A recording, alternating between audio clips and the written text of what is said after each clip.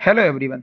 So last video में हमने बात की लूप्स इन पाइथन की और इस वीडियो में हम बात करेंगे वेरिएबल स्कोप इन पाइथन की। तो ये हमारा पाइथन बेसिक्स का लास्ट वीडियो रहेगा। इसके बाद हम रेगुलर एक्सप्रेशंस, फिर वेब स्क्रैपिंग एंड उसके बाद ऑब्जेक्ट ओरिएंटेड पाइथन पे चले जाएंगे। ठीक है, तो हम फंडामेंटल की बात करें तो ये हम बेसिक में सबसे लास्ट टॉपिक कह सकते हैं। तो इसमें हम बात करेंगे वेरिएबल स्कोप की। अब वेरिएबल स्कोप में क्या होता है कि हम कौन सा वेरिएबल किस लेवल पे एक्सेस कर पाते हैं। अब वो आपको अभी समझ ना आए तो कोई इश्यू नहीं, इस वीडियो के एंड तक आपको पूरा समझ आ जाएगा। तो उस रूल का नाम है एलईजीबी रूल। एलईजीबी रूल है वेरिएबल स्कोप के लिए। एल का मतलब है लोकल वेरिएबल, ई का मतलब है एनक्लोजिंग वेरिएबल, जी का मतलब है ग्लोबल वेरिएबल और बी का मतलब है बिल्ट इन वेरिएबल। ठीक है, तो ये वेरिएबल कैसे काम करते हैं। तो लोकल वेरिएबल होता है वो अपने जिस फंक्शन के अंदर डिफाइन किया है उसी के अंदर काम करेगा, उसके बाहर काम नहीं करेगा। मतलब वो उस फंक्शन के लिए लोकल है। ठीक है, और ग्लोबल जो सबसे बड़ा स्कोप है, ग्लोबल वेरिएबल डिक्लेयर किया होगा वो पूरे कोड में हर जगह पे एक्सेस कर सकती है। ठीक है, तो अब हम इसे इस तरह से नहीं देखेंगे, हम पहले लोकल और ग्लोबल की बात करेंगे फिर दूसरी बातें करेंगे। ठीक है, तो हम लोकल की बात करने के लिए हम एक वेरिएबल लेते हैं जैसे कि एक्स। एक्स का नाम देते हैं हम ग्लोबल। ठीक है, और फिर मैं एक फंक्शन बनाता हूं जैसे कि हेलो। ठीक है, अब हेलो के अंदर मैंने फिर से एक्स डिफाइन किया एक और उसका नाम दे दिया लोकल। और अब ये फंक्शन क्या करेगा, तो ये फंक्शन प्रिंट करना चाहिए एक्स की वैल्यू। और मैं बाहर हेलो को कॉल करवा रहा हूँ क्योंकि हम उसका रिजल्ट देख सके। और फिर यहाँ भी मैं एक्स की वैल्यू चेक कर रहा हूँ। ठीक है, कि यहाँ एक्स की वैल्यू क्या आ रही है।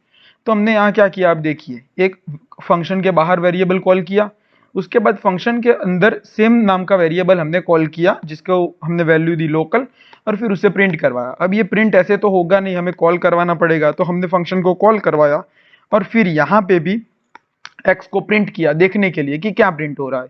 ठीक है, तो हम इसे रन करते हैं। तो हमने रन किया, जैसे ही हमारे पास आ गया लोकल और ग्लोबल। अब देखिए क्या हुआ, एक सेकंड मैं इसे कंपेयर करता हूँ। ठीक है, हाँ, तो ये रहा। पहले हमने हेलो कॉल करवाया, मतलब ये वाला कॉल हुआ, तो इसके अंदर ये एक्स अंदर का कॉल हुआ। ठीक है, तो उसके लिए आया ये लोकल, और बाहर का यहाँ कॉल हुआ, यहाँ ऊपर की वैल्यू आई जो कि ग्लोबल थी, तो वो आई ग्लोबल। तो इससे हमें क्या पता चलता है कि जो भी लोकल वेरिएबल है वो अंदर ही एक्सेस कर सकते हैं, फंक्शन के बाहर एक्सेस नहीं कर सकते। ठीक है, अब इसके बारे में हम एक और बात करते हैं। जैसे कि हमने यहाँ ये बात की कि लोकल वेरिएबल जो फंक्शन के अंदर होता है। अब मैं यहाँ कोई वेरिएबल ले लूँ जैसे कि से डब्ल्यू। ठीक है, और फिर मैं कहता हूँ कि हाँ डब्ल्यू आया तो मुझे डब्ल्यू प्रिंट करवा देना है। ठीक है, तो मैं यहाँ फिर लिखता हूँ लोकल डब्ल्यू। एक्स को हम वैसे कमेंट आउट ही कर देते हैं। ठीक है, अब हम इसे, सॉरी कमेंट आउट नहीं, यहाँ भी हम डब्ल्यू प्रिंट करवाएंगे। ठीक है, देखने के लिए कि इस डब्ल्यू का स्कोप कौन सा है।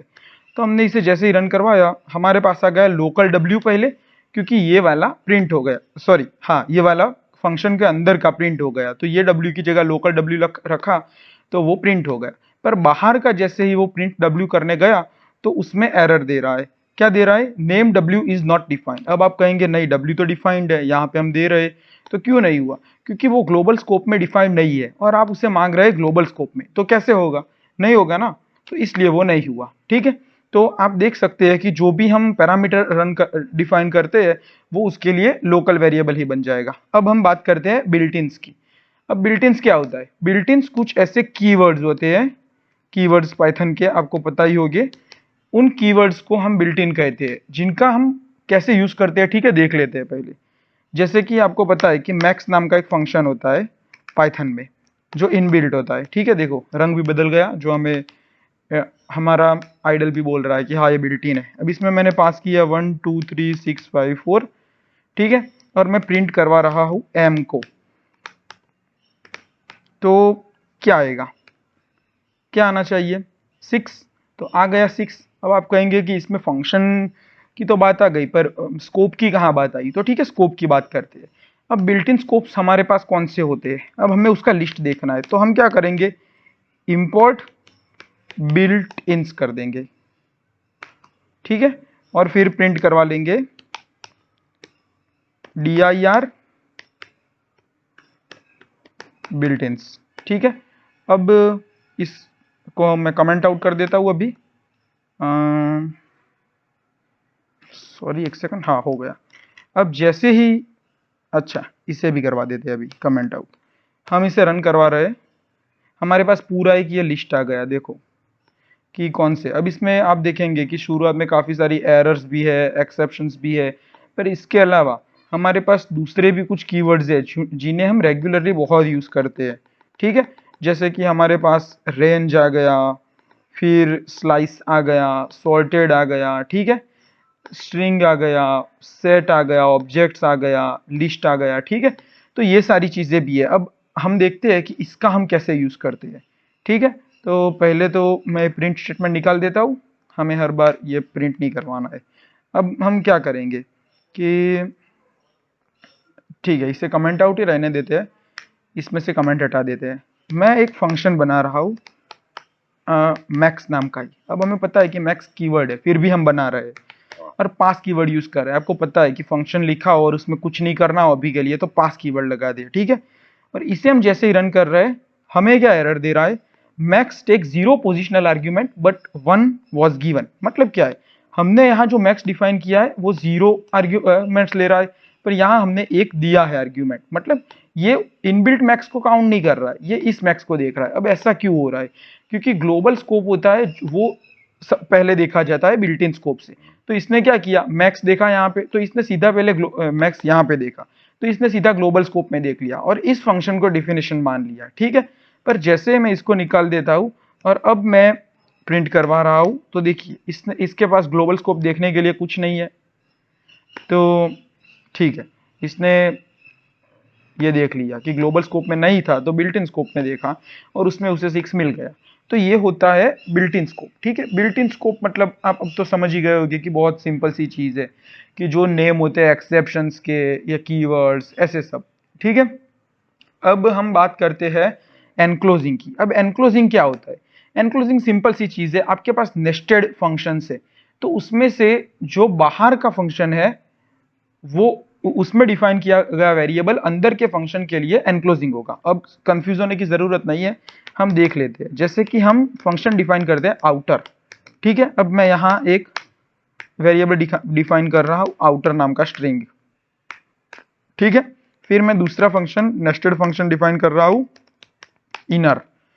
अब इनर के अंदर मैं डिफाइन कर रहा हूं x is equal to inner.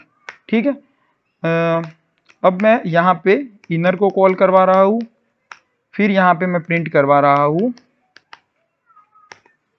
x को, और मैं सबसे बाहर आउटर को कॉल करवा रहा हूँ। ठीक है, और मैं प्रिंट करवा रहा हूँ। ठीक है, यहाँ नहीं करवाते ना अभी। तो जैसे ही मैंने रन किया, मेरे पास क्या आ गया, आउटर लिखा हुआ आ गया। हाँ, यहाँ भी अभी प्रिंट करवाना है ना, इनर में हमने प्रिंट स्टेटमेंट ही नहीं दिया, तो कुछ करेगा ही नहीं ना ये तो। ठीक है, ये बंद करता हूँ और फिर से रन करता हूँ।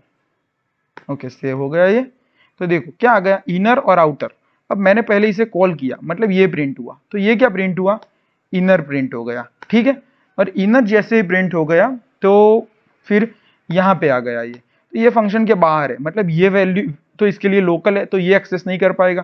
तो ये आउटर की वैल्यू इसने एक्सेस की, जो कि इसने प्रिंट की, तो ये एक्स है जो यहाँ पे वो एनक्लोजिंग स्कोप में आता है। ठीक है, तो ये एनक्लोजिंग स्कोप है। अब आप सोचेंगे कि नहीं, मुझे तो एक्स की वैल्यू यहाँ है, उसे अपडेट करना है, मतलब दोनों जगह पे फिर इनर ही प्रिंट होना चाहिए, तो क्या करेंगे, तो आप यहाँ पे कर सकते हैं नॉन लोकल एक्स ऐसा लिख दीजिए। ठीक है, और फिर इसे रन करवा दीजिए, हमारे पास दोनों आ गया इनर।